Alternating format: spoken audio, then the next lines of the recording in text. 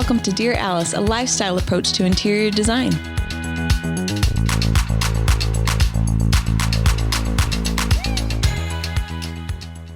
Hello everyone, welcome to Dear Alice. If you are watching us on YouTube, you're probably seeing that we have an extra person at the table today. We have Rob Corcoran. He is a residential real estate expert.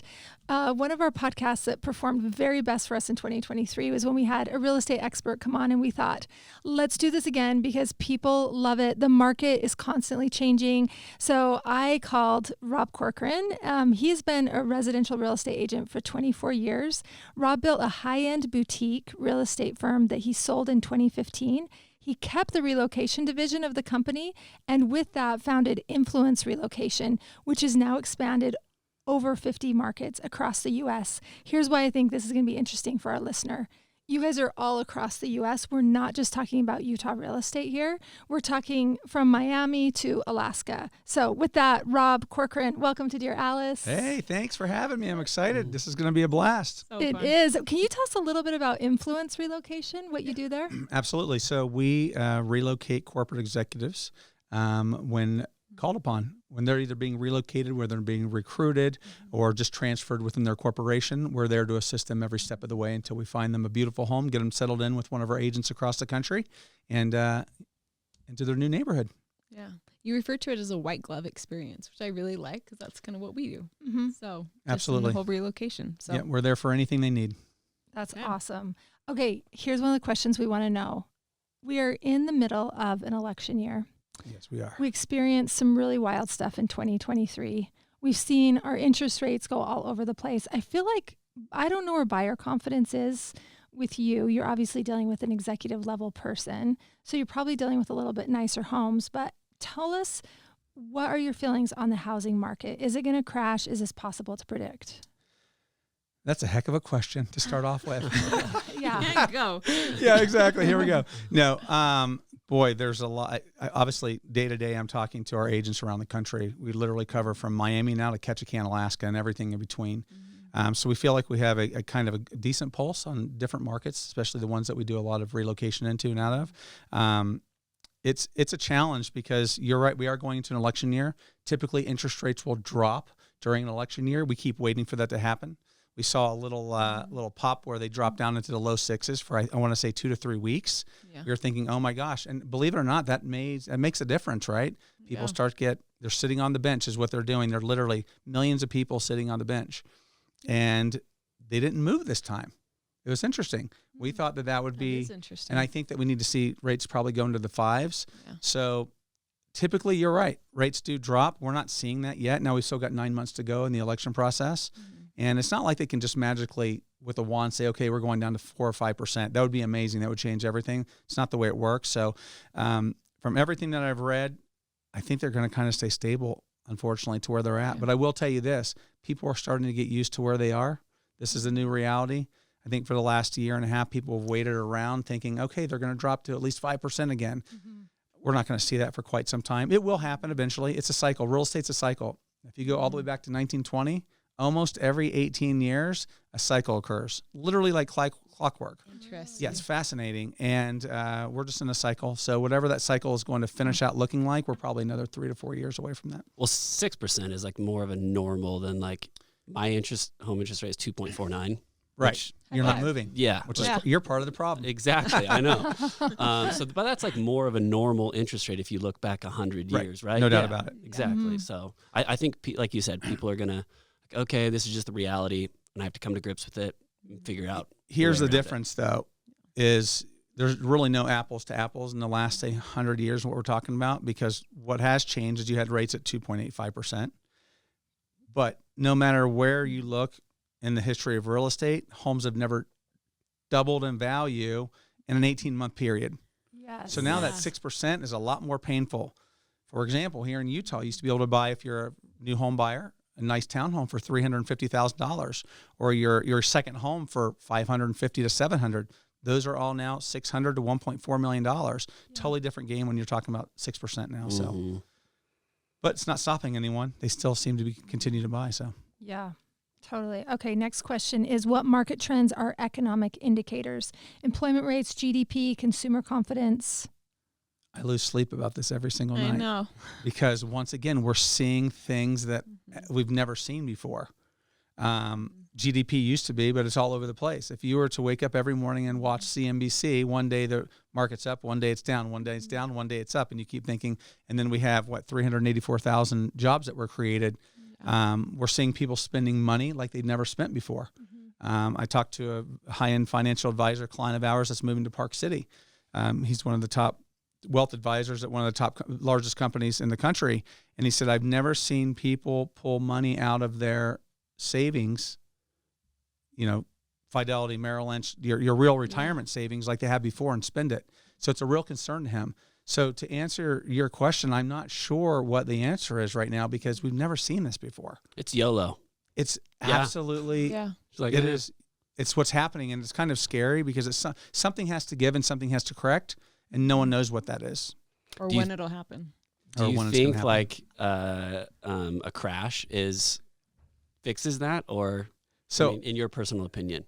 I have these conversations all the time, and I Yeah. keep telling myself it has to correct. It has to correct. There's just the affordability for new home buyers, or let alone an executive that sold his company. It's no different. They used to be able to buy a gorgeous home for $2.3 million, and now they're going to spend $4.5, maybe $6 million for the same home. So Yeah. just because some people have cashed out and made money, even if people move and sell their current home, all they're doing is taking those proceeds and putting them into another home. It's not like they're going to cash out and say, oh, I have a $500,000 to put into the stock market. No, you're going to put every dollar that you have into your next home to make it as affordable as possible, if that makes sense. So I have been one to think that a crash is coming, and I am the only single person that I know that thinks that in my industry. Okay. And I'm starting to actually lean towards I'm probably wrong. I don't think it's going to happen. I think a correction of some sort will happen. We do know this. When interest rates do fall into that sweet spot, we used to think it's 5.5, 6%. 40% of American households are paid for in cash. There's no mortgage. 40%? 40%. So when Wait, No is way. that no mortgage. is that No big in loan? today's Yeah. in today's market though? Is that across the board, or It's is that across like the country? no way? Yeah. So I 40% of people have like just cash no to mortgage. throw Yeah. down and no But mortgage. here's the thing. We are thinking East Coast, West Coast. Uh-huh. Not as likely. The median home price across the country is still around $300,000, right? So you take the Midwest, for example, Yeah. some of those homes that were now maybe 300,000 were probably 120, 130,000.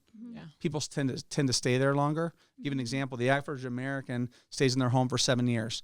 The average American in the corporate relocation space that we're in moves every 3 years. Wow. So they're constantly being moved around. It's the people that don't live that lifestyle typically stay in their home, and they've worked hard and they paid it off. So you have that in play, and then you have interest rates in play at 2.95%. You have 90% of America that isn't going to move. Now, at some point, things have got to shake out because you have the older generation that wants to downsize. Yep. So that's going to play. I've been waiting for that. I've been hearing that for years. I haven't Yeah. seen anything come of it yet, but 'Cause it'll all their happen. Kids are living with them because they Yeah, can't afford to buy their own absolutely. house. So That's a whole nother conversation can't- I just they had the can't other go day. We can get rebuild. into that, maybe not in this podcast. Wow. But and then you have the economy. yeah. You have high interest rates, and you have limited inventory. That leads to one thing, and that is home prices will continue to go up. Once rates do drop in those 4s or 5s, even if it's 2 to 3 years, it is going to be a buying frenzy again. And that'll probably Gorgeous. cause pricing to go up as well. Oh, 'cause it's going like, to hey, continue. And yeah. here's why. There is a breaking point in you're a young family. We've all been there, right? You have your first, we'll call it a condominium, or you're renting. You're renting an apartment downtown Miami, and you're saving your money. You can't wait to buy that first home. Yeah. Now you have 2 kids because COVID was exciting. Yeah. Not much going on, right? Here, here. Maybe something's going on. But nonetheless, seriously, now you have 2 kids. Now you're going to have Yeah. a third child. Whatever your lifestyle preference is, you need a larger home. You can only stay in that home for so long before you're like, this rate is fantastic, but we've got to upsize. We're leaking. Yeah. Yeah, exactly. So there is a breaking point there. And the other thing that I think is interesting too is people are like, well, I have my 2.95% interest rate, right? I have a mortgage for $900. Unbelievable. We're going to keep that as investment property. That is a great story that I know a lot of people are trying to sell, which is telling you that there's not going to be there's not going to be enough inventory for years. I don't buy that because look how Americans spend money. They spend money.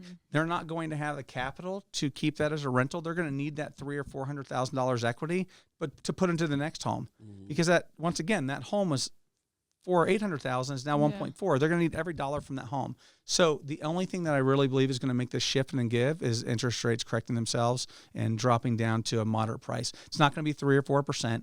I believe if we can get around 5%, I think we're going to see people just saying, look, we're ready to move. We're excited. We want to build that new home, right? Yeah.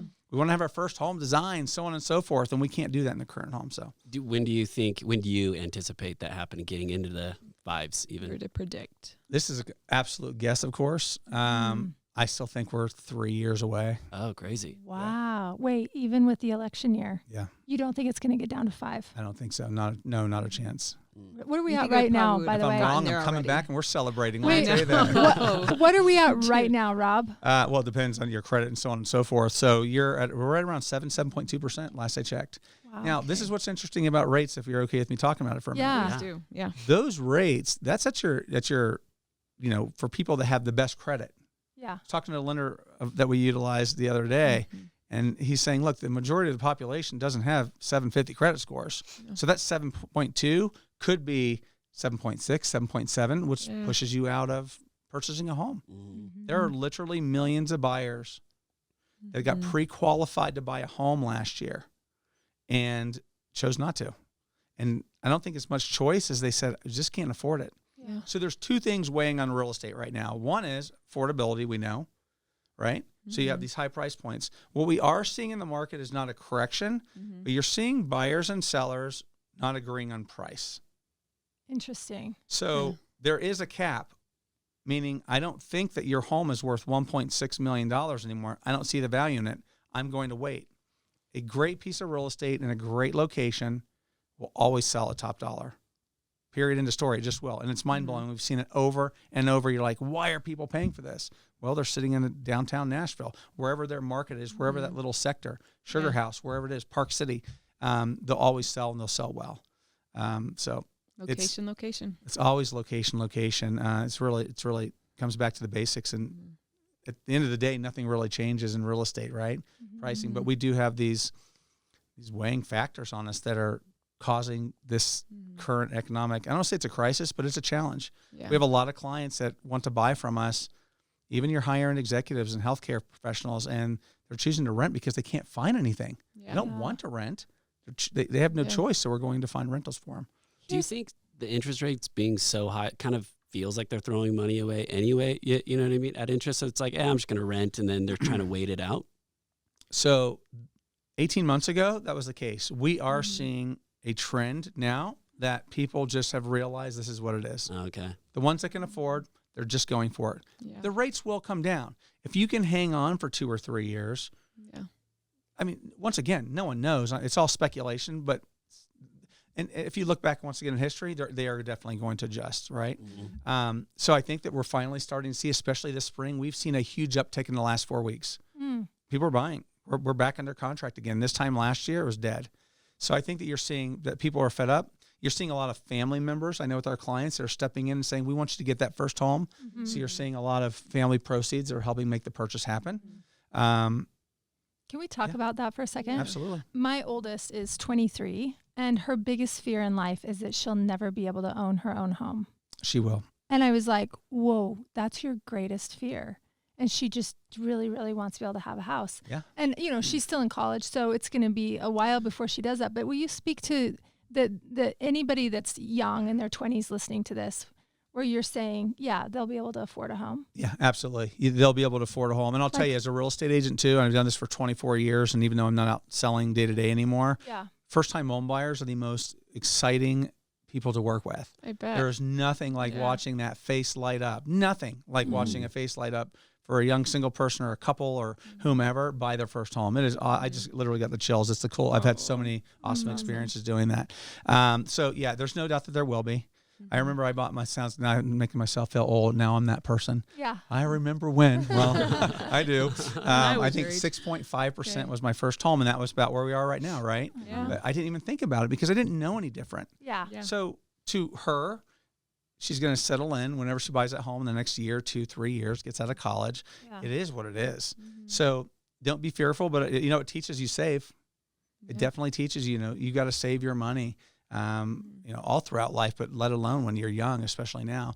But it's just going to be the life that they're used to. They're going to buy $1 million homes when we thought, holy cow, who buys $1 million homes until you're 40, 50, or even ever in your life, right? Yeah. And that's just kind of the norm today. So, but there's no doubt about it. Anyone that's out there wants to be able to buy a home will be able to buy a home, save, have great credit. You'll find, and there will be a correction at some point. I'm not saying a home, that doesn't mean a crash. But there's going to come a time, for sure, when homes are sitting there for 70, 80, 90 days. We're already seeing that in some cases. They're selling now, but they're taking longer. So there will come that time. And there's also other options out there. I just talked to a buyer the other day who is, this is interesting if you're okay with me going into it here, their seller finance options are back. Okay. And here's why. Wild. So, that is wild. Yes, it's really wild. So you have 40%, you have 40% of Americans that have cash in their home. Yeah. If you cash out, you're going to pay taxes on that, right? Yeah. Capital gains taxes. Yeah. So they can soften the blow in the capital gains. They can do a seller finance. Now they're making money in their house. They might get $150,000 down. Maybe it's a townhome. Lease to own kind of thing. Lease to own kind of thing. And they're not having to pay those capital gains, especially in the investment space. It's a real big play because in investment real estate, what you're doing is taking those proceeds, most likely doing a 1031 exchange where you're deferring the taxes to buy another piece of property. The problem is rental properties, investment properties have gotten so expensive. What are you going to 1031 into? You only 1031 into a property that makes sense financially speaking. You're going to get a return on your money. Yeah. So now that prices have doubled, what people are doing, which is brilliant, is they're saying, okay, I'm going to take $200,000 out on that home that your daughter wants to buy. They're going to continue to own the home. So they got $200,000 out. They can do what they want. They can continue to own that piece of property.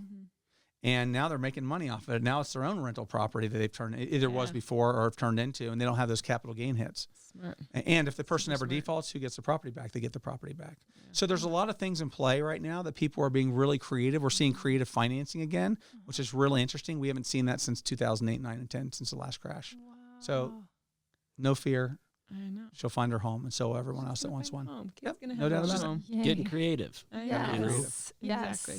Okay, one of the questions is, who is hiring now and what does that mean?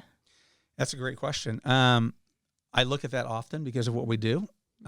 If you read right now, the tech sector's laying off like crazy. Another 24,000 people laid off in the first month of, I believe, don't quote me, but I think I read 24,000 people already laid off in January in the tech sector.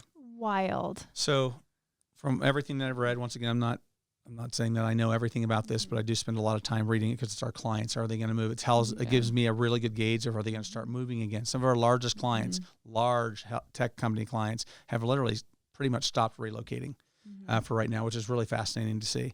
They'll pick up again. Once again, it's all a cycle. But so they're cutting back. Healthcare is hiring like crazy. Hospitality is hiring like crazy.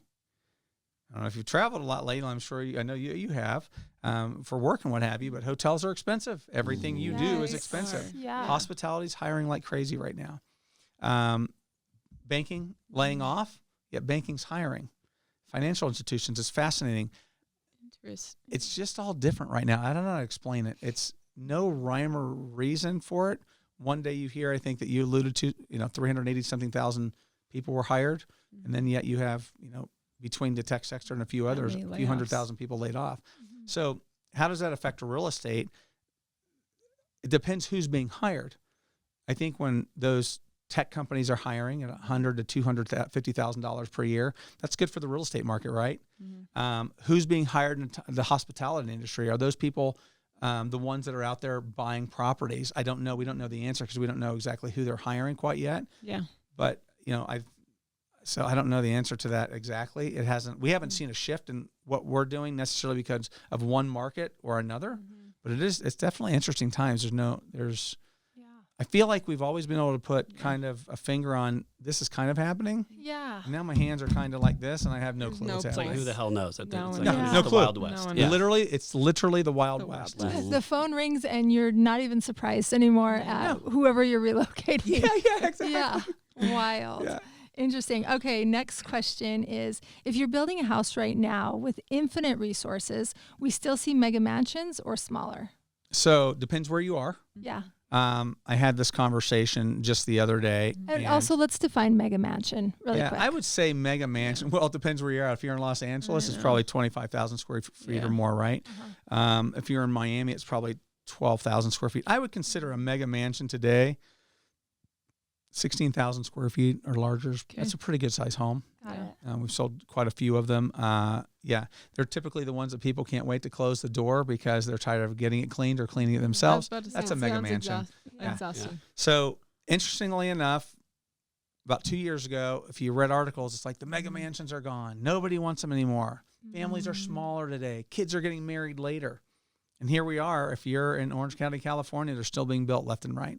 If you're in Miami, they're being built left and right. So it really depends on where you are. But are mega mansions being built like they were maybe 8, 9, 10 years ago? I don't think so. But yes, they're definitely still being built. I really thought the trend was over. Yeah. I had a concern for where we live here in Utah. On the bench, there's a lot of big homes, and they're still selling nonstop. So with your higher end clients, are they, when you're taking most of them to see listings, are they bigger homes, or like, hey, I'm in the 5,000, 6,000 square foot range, Or 8 to 10. Yeah, or 8 to 10. Definitely more 5 to 6. Okay. So what we're noticing is our clientele. I think it's the world today, right? I mean, look, you can hop on a plane and go to Europe. It's just not that big of a deal. Yeah. You can go anywhere you want. You don't need everything on your property. No, you don't need everything on your property. And I think people are realizing that. We've all heard that people want experiences, right? It's been that big push for years. It's not a push; it's reality. I'm that person. Yeah. I'm all about giving my boys and I experiences over having things. I don't want boats. I want 4-wheelers. I want to go explore a different country with them, right? Yeah. That's just me, but you read a lot about Agreed. it. Yeah. So what we're seeing though is 5,500 square foot homes, but we're seeing them really well finished, really well designed, bringing in the Alice Lanes of the world to this is my home. This is going to be the home we're going to stay in. We're going to invest the money and we're going to make it look like our dream home. This is it. Yeah. The dream home might have been 6, 7, 8, 9,000 feet before, right? Now it's 5,000, but it's awesome. Yeah. And the other thing that we're seeing too is people are really utilizing their outdoor space. Yep. So backyards used to just be the backyard. No, people are investing hundreds of thousands of dollars into extended patio space, pickleball courts. It's like, who are you today if you don't have a pickleball court in your backyard? I know.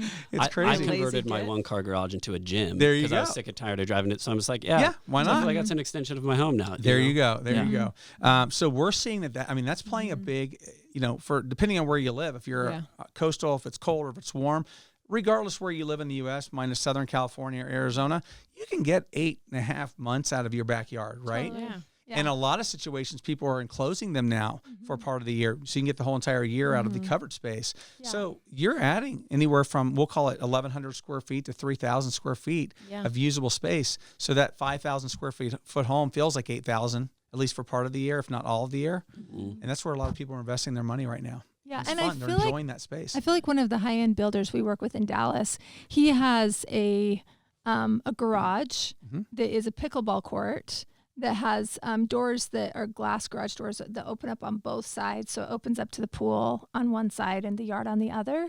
And that is taxed as a garage.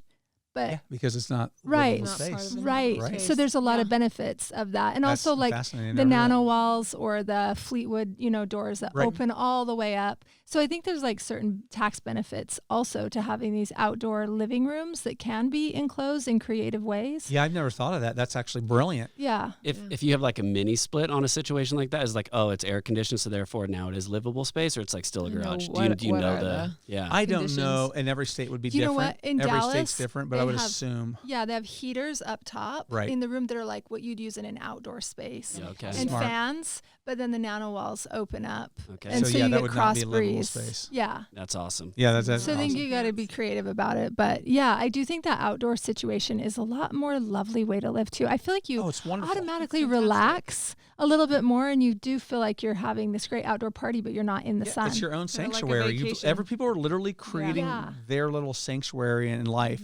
But I also feel like, look, most people have their yards landscaped nowadays. It's just a thing, right?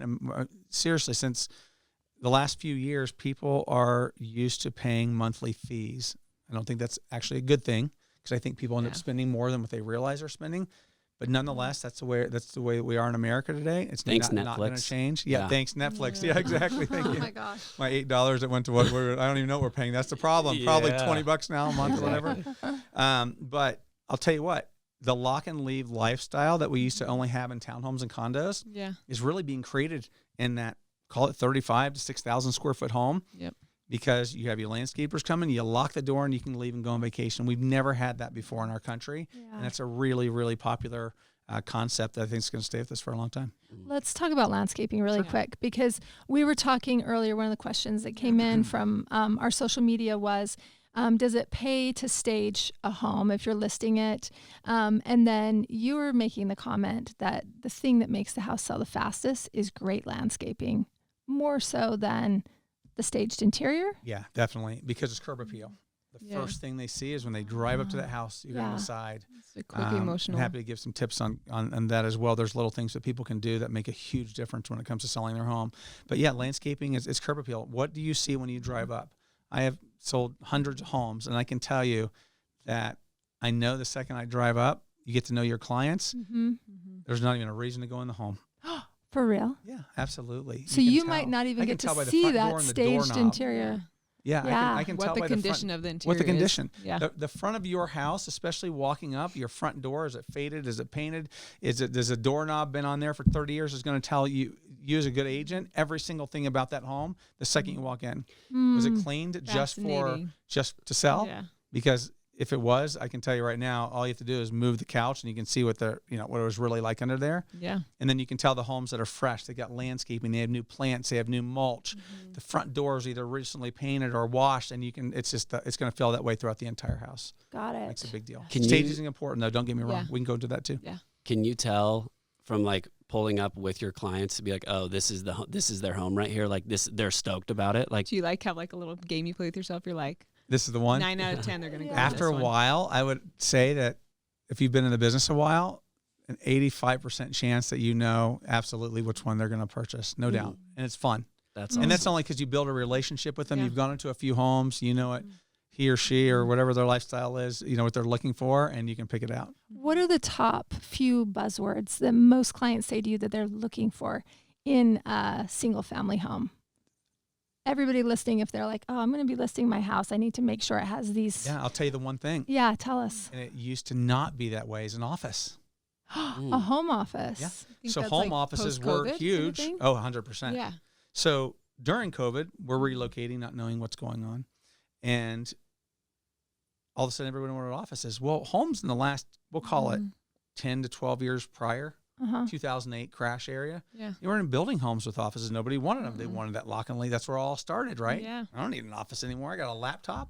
I go to work. Yeah. And then it all changed. It was crazy during COVID. We get calls. My director of relocation would reach out and say, Rob, this is nuts. Everyone that's calling is saying, got to have an office, got to have an office, got to have an office. So now we're starting to see builders build homes again for an office. It's not a COVID thing anymore. Now it's a lifestyle thing. Yeah. People are going back to work in the offices because corporations have figured this isn't working. They finally figured it out. Yeah. It's not working. Yeah. All you have to do is go online and read about Meta, Apple, and all of them. You're going back to work. Yeah. But there are a lot of industries where working from home does work. There's a lot of freelance people out there. You got to have your space. Sitting on the couch doesn't necessarily work when we talk about that perhaps growing family you might have, or dogs or cats, right? Whatever your thing is. So that's a big, offices are back. You need a Zoom backdrop. So and multiple offices are back in some cases. I was going to say, so if you're listing your home, would you change that formal dining room into an office? Would you stage it that way? If you didn't have one? If you didn't have an office already, if you didn't have an office, you would change. Okay, yeah. Okay. You put French doors on it because it could still be either or. Yeah. So you can market it to either or, but you want to make sure that office is an option. There's a cavity for a desk. Okay. Good to know. Yeah. It is. That's like wild. Anything else for those people that are going to be listing their homes in 2024 or 25? Including landscaping. You said you're like, I could go off on that between like the landscaping I think and you're the saying home. like. Yeah. So staging is important. I don't believe that you need to. So here's what's interesting. Once again, I think I mentioned it a few minutes ago, a great home and a great location is going to sell, period, end of story. I don't care if you don't have to do anything. Make sure it's clean. Do the basics. It's going to work. some locations, if you are going to stage, I always suggest the entry living room, the kitchen, and the master. Staging is expensive. I don't think you need to do any more than that. People are going to know walking into your home. But what we're seeing is this huge, and we utilize all the time, is digital staging.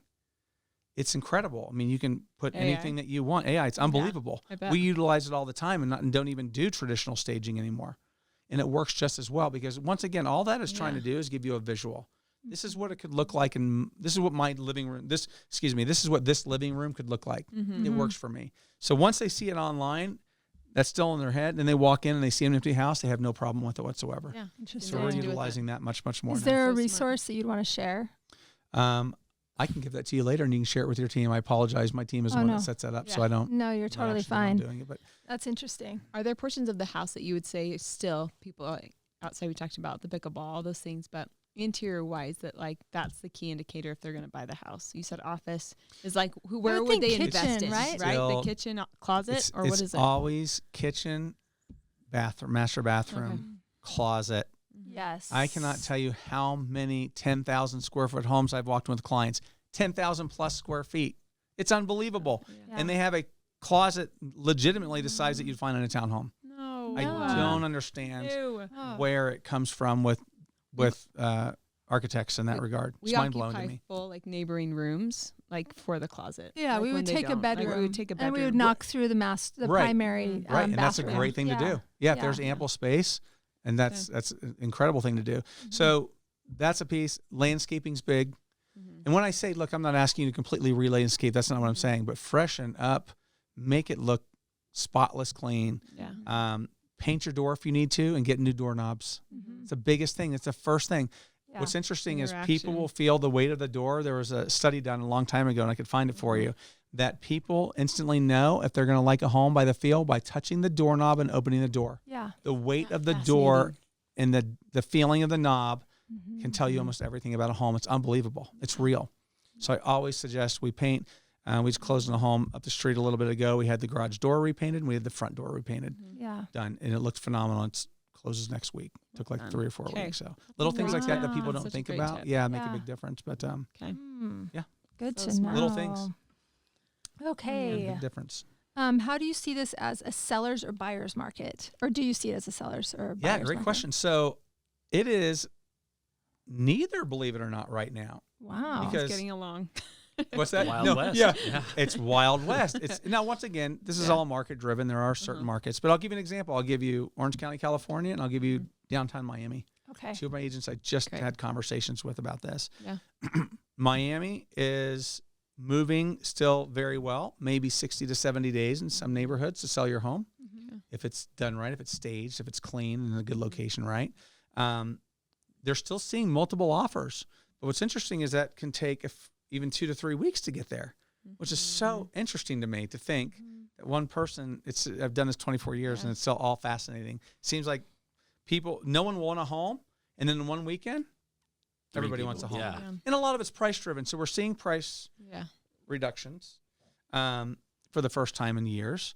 So that market's still moving along very, very well. Some properties are sitting. The difference now, I will tell you, is if you have a piece of real estate that's not in great condition, all the things that we've just been talking about, Yeah. it will sit there and somebody will get a chance to buy it. And that could be your daughter you were talking about. There are going to be opportunities like that where people don't do the right things to get their home prepared to be on the market. And being with a good real estate agent is a big part of that. A good agent will tell you straight up, this is what we need to do to sell this home for top dollar, right? Yeah. Moving across the country to Orange County, California, I was talking to Raj, and he said, here's what I tell people. Speed limit's 55 miles an hour, and we ran at 200 miles an hour the last 4 years, and now we're running at 70 miles an hour. I thought that was a really good analogy. That is very good. It's still running above normal, Yeah. but it'll take 2 to 3 weeks to purchase a property there and get it sold. However, one of his buyers is a great example, called the other day and said, Raj, I want to buy in Yorba Linda. And great, what do you approve for? $650,000. Okay, the lowest price home in that area right now is $1.1 million, and it's a condo. Can you come up with So, 600? Yeah, can you come up with 600? Where's the equity from that home? Or let's call mom and dad. Yeah. Grandma if we have to. Oh, my gosh. So gosh. that goes back to Yeah. the core problem, right? But what we're seeing in California again are international buyers. So back in 2015, we saw international investors. You had international money flowing in. People were buying homes and letting them sit empty. They'd rent them out. Some of them were so wealthy, they just let them sit empty. Now we're seeing international buyers. What that means is the homes are their primary residence, which means they're actually moving in and living there. So you have a ton of international money flooding into California, and I'm sure other states as well, but California is always a big one. The East Coast is. And that's changing the game there because that's adding to the stress of the limited inventory. And California's moving here. And a lot of California is moving here. It's a fascinating cycle. You're exactly right. Yeah. Is there an international tax if people aren't if they're buying property and they're like not going to move here? You know what? I don't know the answer to that. I like believe that there is. I actually believe that there is. I don't know the answer. I haven't done a lot of, I've never had the international buyer clientele myself, but that's a great question. I can find out for you. Yeah. Well, I mean, I was just out of curiosity. I'm not I'm not going to purchase any international real estate, but yeah. Come on, Corey. It'd be fun. Maybe. Can we talk about how do you price a home or a lot? What determines great that? question. Yeah. So Comps. you have a base. Well, if you're talking about a moderately priced home, we'll just call it 450 to, which don't exist anymore. It's crazy thing. We'll just call it 450 to 800,000. Okay. You pretty much have a comparable market analysis that an agent will pull for you. It's pretty simple. Some things that'll make the biggest difference in that are, all these things we just talked about. Is it staged? Upgrades. What does it look like? How well was it taken care of? Did they spend the time, energy, and resources to have a company like Alice Lane come in and design it? If you do that, I promise you, you're going to get top dollar for the property. Your return's going to be there. Your return is 100% going to be there. Two things are going to happen. One is you're going to get top dollar, but two, you're going to sell it faster than any other home. Guaranteed, I promise you it happens every day, all day long. And faster matters because you're not doing a price reduction. And we're going to get into that if you're open to it here in a few minutes because that's kind of interesting what's happening right now. Yeah, absolutely. It means you're going to get, I believe, upwards of 10% more in your home for having a home well designed and taken care of. There's no doubt about it. That's amazing. Yeah. Okay. So moving up into your luxury market, I'm trying to think of America as a whole. We're going to call that 900 to 2.5 million and above. Yeah. That's where it gets a little bit more complicated, right? You need a good agent that understands the luxury market. There's things that come into play. Everything that we just talked about, the age of the home, is it hitting that 20-year mark where everything needs to be redone? Not only does it need to be completely remodeled, air conditioning, roofs, all those types of things. So that plays a factor. Once again, it's the backyard. It's the landscaping is a huge, huge part of selling a home in today's world. If you have, not everybody has a pickleball court, right? But if it's well landscaped, you have the trampoline, maybe you have a pool, maybe you have an in-ground jacuzzi, whatever you have, that's a huge, huge, huge selling point. So an agent needs to take all of those things into play, take your basic comparative market analysis, and then start dropping in, okay, they have this, they have that. They did a complete remodel on the kitchen and the master last year, but they didn't do anything else. Yeah. Because as you all know, you do it every day. I hate to say it as an agent, but there's nothing worse. You can tell when someone's done a halfway remodel, and there's nothing worse. True. You either do it or you don't do it. If you're going to live there and it's your home, it's fine. But when it comes to selling it, it can cause problems. Yeah. Because now people are looking and saying, okay, we're spending $2 million. The kitchen is absolutely stunning. Yeah. The master bath was redone, but they didn't do the lower level bathrooms. Yeah. All of a sudden, it actually can hurt you. They have a project now. They have a project now, and they're being asked to spend $2.5 million. So that's when that property will sit on the market. It'll go from 2.5 to 2.3 to 2.1 until someone sees value. And then when you get to 2.1, they're going to negotiate and end up at 1.9. And the seller's like, I never thought we'd sell our home for this low of a price. That's the reality of it, though. So that's what we're saying. We could have remodeled it for you could have gotten the full ask, and the remodel would have cost way less. If let's say that the home probably cost $300,000 that price point to completely remodel, right? Have you all come in, do it all to the nines. Yeah. They probably could have sold, depending. Let's assume it's a neighborhood with lack of inventory, like anywhere else. Yeah. They might have been able to pull 2.5, 2.6, 2.7 out of that home. Yeah. And actually, they for sure would have made money because buyers are really particular today. So the buyers that are currently in the market, they know what they want and they're willing to wait, because we just talked about earlier, right? Everyone's kind of sitting on the bench. Yeah. But let me tell you, when they find that home that they want, they're going to jump on it because they know if they don't, somebody else will. So that's the value in having a home in tip-top shape when you sell it. This has always been one thing that has bugged me when I've like looked at homes. Please share. And it's like newly renovated. And I was like, who renovated this? 2008? You know what I mean? So like you go in and it's like not like, you know, maybe to today's standards or whatever. Do you think that doing that, like renovating something where it's not kind of like fresh and new, but kind of looks still dated, although it's new, do you think that's as a big a detriment as like not renovating at all? Or what's your opinions on that? Yeah, that is interesting because they used to say you don't ever want to buy somebody else's reno. But also we're designers, and so we're like, we would rather do our own reno than have to pay for your taste on your reno. Right. So otherwise you can't, the odds of you pulling it all together are slim to none. Right. Oh, and yeah, sorry. Anyway, so back to Corey's. There's two price points, right? Your median price point home. Typically in that price point, call it your first time home buyer, maybe even your second. Yeah. If you can make it, if you can bring someone like you in and say, look, we have a budget. We're trying to get out of this home because we're going to buy our next one. Yeah. We've got $50,000 for you to do it. Let Alice Lane come in and do what they do best, right? Maybe it's just the faucets. There are things that you can do, right? Yeah. It's the faucets, the sconces, the hardware on the cabinets, all the hardware. If you freshen that up, new carpet, those types of things, you can get along with it all day long. Mm-hmm. You get into the next tier that we've been talking about, it doesn't work because you just took over someone else's nightmare that they didn't choose to finish. And there's two things. It's all mindset. Selling a home's mindset when people walk in. How do they feel? How does it smell? Did these people truly take care of the home? So that brings in kind of a negative feeling. So why didn't they finish the rental? I mean, I'm sorry, apologies, the renovation. Yeah. What's wrong? Is there something wrong in the neighborhood? Like, it's interesting. It's all. That's fascinating. It's totally It's psychology. psychology. It's totally It really psychology. is. Wow. What is it that we don't know about this home and why didn't they finish it? There are some answers. We've had answers before. Relocation. We are in the middle of our remodel. We've moved executives before. And the corporation takes care of a lot of those fees, right? But they had to move because they had to move, so they didn't want to finish it. So there are those situations, but 90% of the time, it just gets into someone's head. Why would they have not have finished this home? Yeah. That doesn't make sense. That's a really interesting. That's exactly what I think. I'm like, man, these people didn't know what they were doing in renovating this home. Yeah. What else didn't they know? 100%. You know what I mean? So, no. And that goes into that mental psyche, right? Their roof leaks or their foundation issues. It just does. It naturally does. I feel like for so long there, people were buying, an inexpensive property and trying to do a flip and doing a poor job on it, and then, trying to get top dollar for it. But you know a crappy reno when you see it. 3 or 4 years ago, you know it the second you walk up to the front door. Yeah.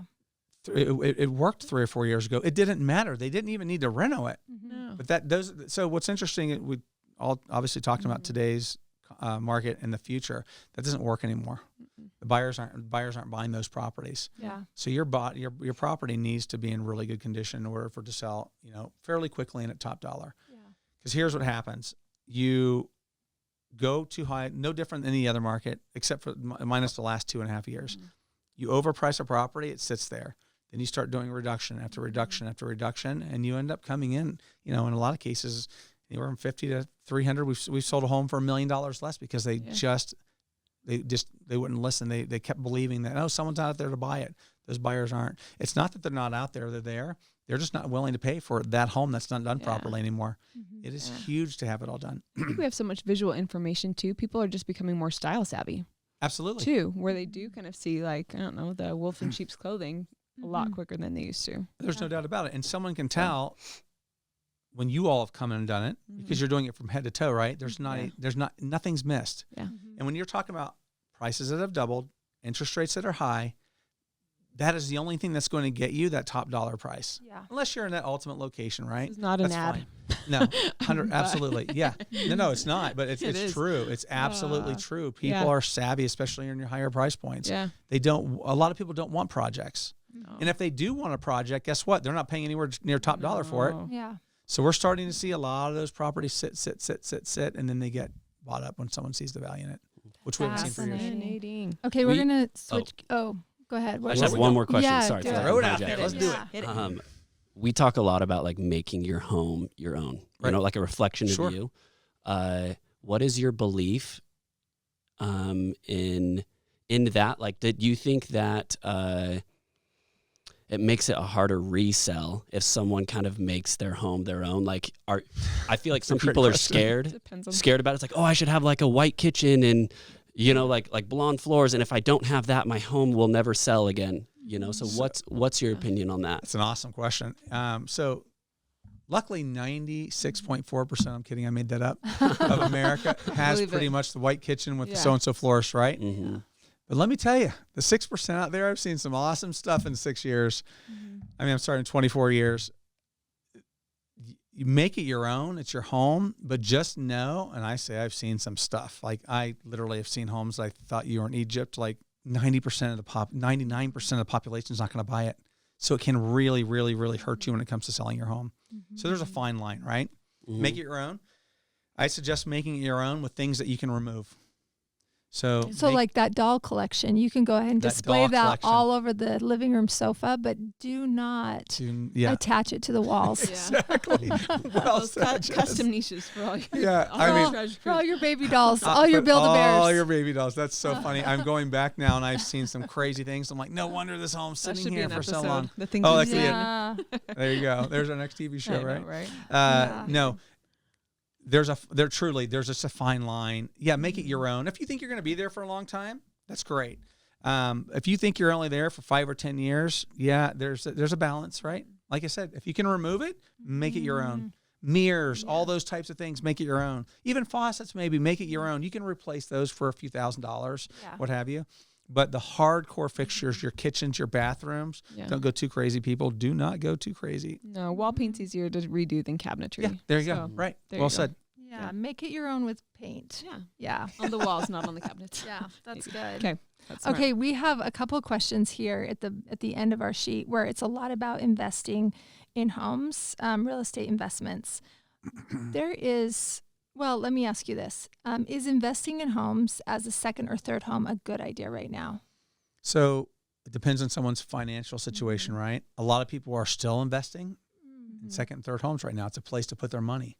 And we have a lot of cash sitting on the sidelines in America right now. So people are buying those homes. I will tell you, it's all location driven. And I'll give you an example of where we live here in Utah. Yes. Awesome. If I was going to buy a second home, yes, you could buy in beautiful Park City where I live. You could do that. But I would suggest going around the corner to Midway or Heber if you're familiar with the area. And I would buy anything and everything that I possibly could there tomorrow with everything that's going on. Yes. And keep in mind, buying real estate is also trying to understand what's happening in the future. And I'll give you an example. I don't know if you all saw the article for Utah anyway, for the potential new baseball stadium downtown. And then a potential new basketball and NHL facility. These things are in the works. They haven't happened yet. They're going to. There's no doubt about it. Ryan's busy. Ryan's busy. Well said. So are the Millers, right? They found a great relationship partnership. Yep. And not to mention the Olympics are coming again. There you go. Well, that's happening. Yeah. Out this summer for sure. So Utah feels like a pretty safe place to hide your money. It is an incredible place. It is a hot spot. It's a hot spot in the country right now. Everywhere I go, no matter where you go. What, Utah? 20 years ago? Yeah. When I was out doing those area tours for my little company doing relocation, it's like, why would I come here? I'm like, well, let me tell you why. It's amazing. And do you like to ski? And now it's, you're right. And now totally different. Everybody wants to be here. But Midway, the prices and values in Heber have already gone up. Yeah. I personally believe they'll double in the next few years. Yeah. You have the new Deer Valley Backside Ski Resort going in. There are so many places. And I'll tell you another place too. I would invest in downtown Salt Lake. Because with everything that's happening there, with what you just said, it's going to change and proximity dramatically. To everything. The airport, everything is so easy. So there, and guess what? No matter what community that you live in across the country, there are those types of things happening. So if you're going to reinvest or you're going to invest in second, third homes, put them in places like that. Yeah.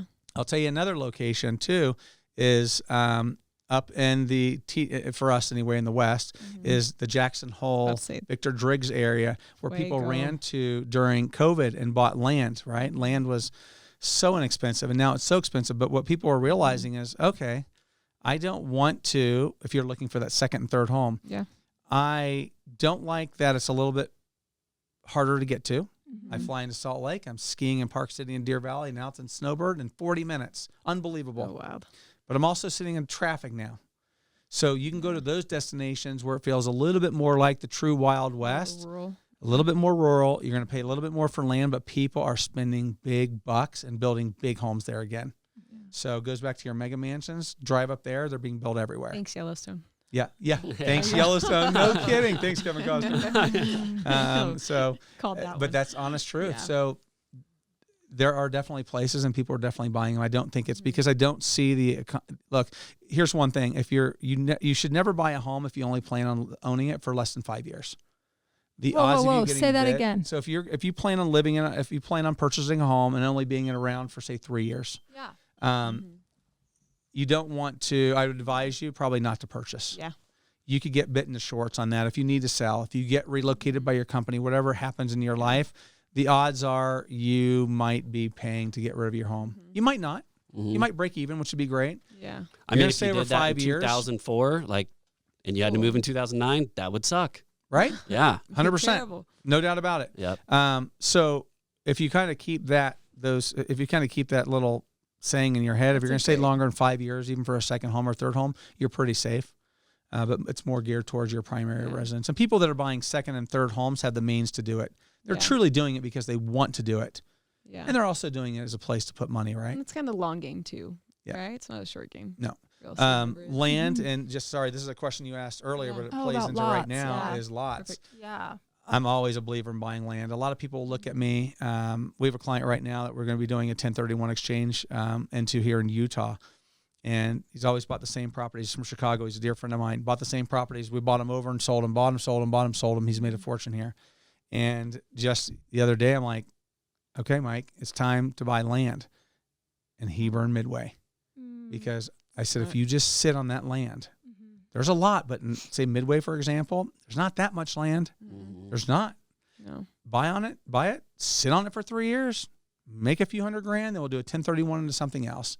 So I'm a big believer in buying land. A lot of people and a lot of investors will disagree with me because you're not getting cash flow out of that property. Yeah. So typically, and once again, you only want to buy land if you have cash. You don't want to be sitting there making a mortgage payment. That makes no sense whatsoever. Yeah. But I'm a big believer in buying land in the right places. I mean, if you look at different locations, Detroit, back in 2008, 9, and 10, oh my goodness. There were companies and people that went in there and bought endless land in downtown Detroit, right? And now Detroit's, doing incredibly well. Booming. The whole downtown area is doing incredibly well. If you would have bought real estate in Detroit 10, 12 years ago, you'd be thrilled. If you bought real estate in downtown or little Midway, Utah, you'd be absolutely blown away at the value it is today. And there's other places around the country that are the same thing. What are some other hot spots like that? Miami is still a hot spot. It is unbelievable. The Brickell area down there, just the amount of people that are moving there, that's a hot spot. Nashville, I know, is a very hot market. However, it's cooled. So there are those, we can talk about those too. There are markets that have definitely cooled. Boise, Idaho, cooled. There's a lot of places. Here's the interesting thing about what happened. What makes something cool? You have to have something to support people moving there. Oh. You have Boise, Idaho, which is beautiful. Beautiful city. Yeah. It's a small city. Yeah. You had hundreds of thousands of people moving from California there.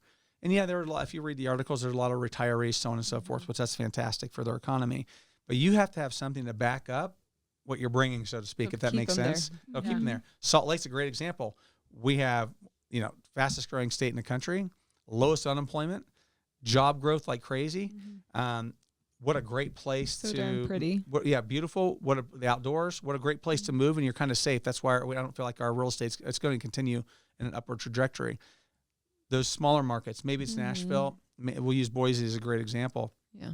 They don't have much to back it up with jobs and so on. They're growing. Don't get me wrong, but you bring in too many people that can't find jobs, you have a problem. What happens? Your real estate starts to trend backwards. Oh, interesting. So that's what's happening in a lot of these markets around the country. Nashville's cooled, Boise's cooled. Nashville's cooled. What's worth in Texas. What's that? Anywhere in Yeah, Texas. so Austin, since we do a lot of relocation, Dallas is cooled.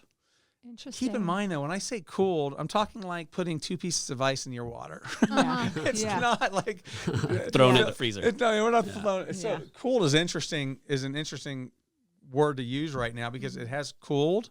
It's not cold by any stretch of the imagination.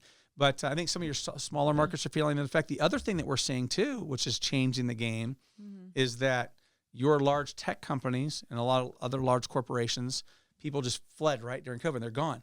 They're out there. And now they're saying, one of our largest tech clients are saying, okay, you have to come back and you have to 3 days a week be in that office. You have to be in Raleigh. You have to be in, I won't say the other market, the company we're talking about, but so on and so forth. And that's changed everything. So these people have two decisions. One is stay where you are and go find a new job. Probably not easy in some of these markets. Yeah. Or the other one is sell your home. That'll work out well for you right now and move back to the home base. The problem is they sold their home at home base. It's now twice as much. And if you're going back to California and Silicon Valley, you can't afford to live there anymore. You're trying to sell and cool down Boise. You're not going to get as much anyway. No, exactly. I mean, a lot of that real estate. So it's really, I study this because it's what we do. It's fascinating to see. Some markets are upturned, some are down. You're never bored. No, never bored. I've never been bored in my life. Never. Not a guy like you. I don't even know what that is. That's amazing. Okay. Are Airbnb still a good investment? So I would say yes and no. How's that? That's not the answer you're looking for. Does it depend? Is it location? So that's an awesome question. So you got to buy it right. Here's a hard thing about Airbnbs.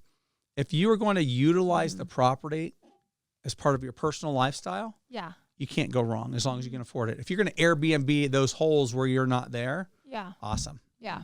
If you're going, this is my personal opinion, if you're going to try to buy an Airbnb right now, just for an investment, I would highly advise taking another night to sleep on it. I'm sure they're out there. Here's the biggest problem with Airbnbs. Once people are able to travel the world again, don't quote me, but I'm almost sure, I think they dropped 48% last year.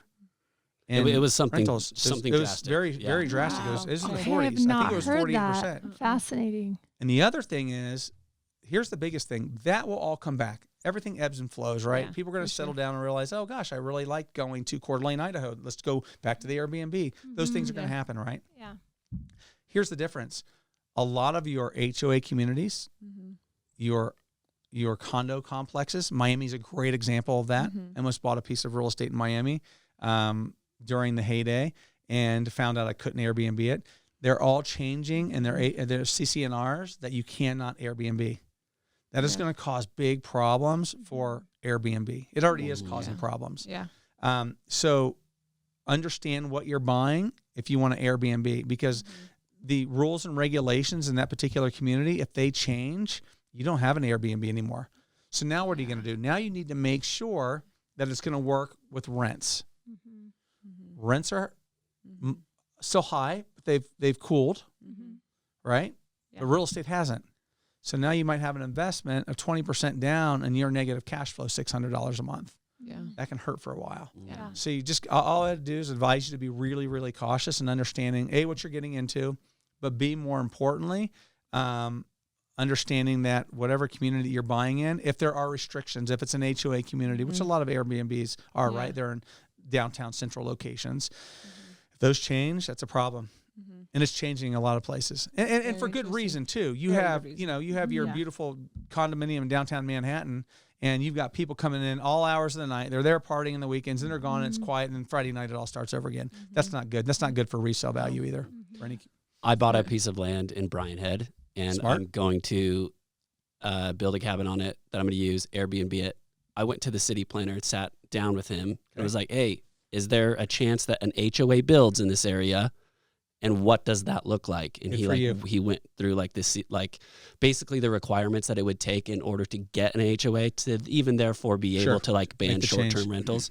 And he was like, you're at least, I mean, if it were to happen today, you're a decade away from that. Oh, wow. Yeah, so, in a ski community, you're pretty safe. There are those types of communities too where you're safer with Airbnbs. Yeah. So that's something to be good for you. So, I mean, just if someone's listening out there and do your due diligence, I guess, and go talk to the people who help make the decisions. Absolutely. Yeah. Smart. So smart. Yeah. I think that. I didn't put the luxury question on, and I'm sorry because it's going to be. Yes. I do want to know your answer. Let's talk to this. lux. Okay. Where are we going? Well, so this face is lights up. I'm talking luxury. I do love a luxury. So we ask this to every guest we have come on the podcast, and the question is, how do you define luxury? And while you think about that, I'll tell you where the question came from. So they asked Martin Lawrence Bullard, who's this big famous decorator who used to be on $1 Million Decorators, how do you define luxury? And he defined it as not saving the very best, not saving things for best, is what he said. Using that Hermes butter knife every day to butter your toast with, using your fine china every day to drink your coffee out of. Just that is a luxury, just getting to use your stuff all day long and not keeping it on a shelf somewhere. And as we've asked different people how they define luxury, they define it in all different ways. And we felt like it would be so fun to ask you. Mine's since simple, you're in but real I estate. know what the answer is. Yeah, tell us. It's how I feel. I love It's all that. feel. Yeah. Yeah, whether you're looking at it or you get to touch it, right? Yeah. It's how it makes you feel inside. Yeah. And that comes with anything in life, right? Mm-hmm. That could be a relationship, could be anything, but there's definitely something about an item. Maybe it's an item, right? Mm-hmm. Maybe it's that butter knife, whatever you're talking about, but it just, you can feel luxury. There's no doubt about it. The weight of the front door It's hardware. the weight. I was so funny you're thinking. I was actually thinking of. Really? It's exactly right. It That makes smell a difference. that wafts in your nose when you first open that front door of Right. that beautiful home. Right, absolutely. Yeah. There's no doubt about it. And typically, what comes with that is a home that's well taken care of, Mm-hmm. loved. Yeah. You know, part of luxury is you can feel when a home's loved. Like you can feel the vibes in a home. True There's no doubt about energy. it. Yeah, Yeah. true energy. And that all kind of comes together with luxury. I could talk about this forever. I know. Oh, so It's fun. good. I know. You guys, how lucky are we that we got to talk to Rob So Corcoran amazing. today? Thank you so Just much. a total wealth of knowledge. We Appreciate being here. while we have Rob here, we're going to do a part 2 for next week. Sweet. And we're going to having too much answer fun. all of our listener questions with him. So stay tuned for that next week. And thank you for listening. If you guys have any questions for us that you want to have on the podcast in the future, just send them to dearalice@alicelanehome.com, and we'll catch you next time.